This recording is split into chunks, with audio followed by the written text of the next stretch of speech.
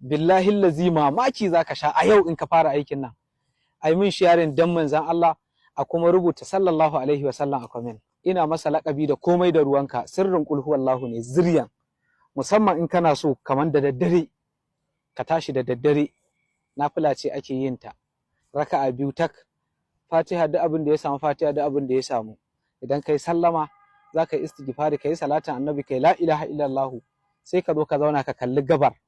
Idan ka gama za ka karanta qul huwallahu ahad 1111 kana kallon gabar.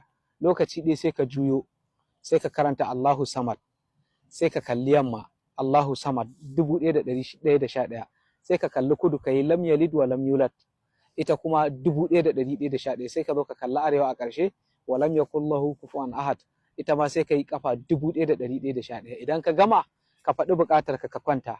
Na rantse da Allah kai daga yau da zaka ajiye komai ka ɗauki nafilar nan kullum kana yin ta da daddare, ni na faɗa ma zaka sha mamaki, kuma billahi lazi duk abin da zaka roƙa zaka na ganin biyan buƙata. Ka mai da ita laziman aikin ka kawai, ka ga yadda rayuwarka za ta sauya cikin ƙanƙanin lokaci. Na ba da shi saboda Rasulullahi.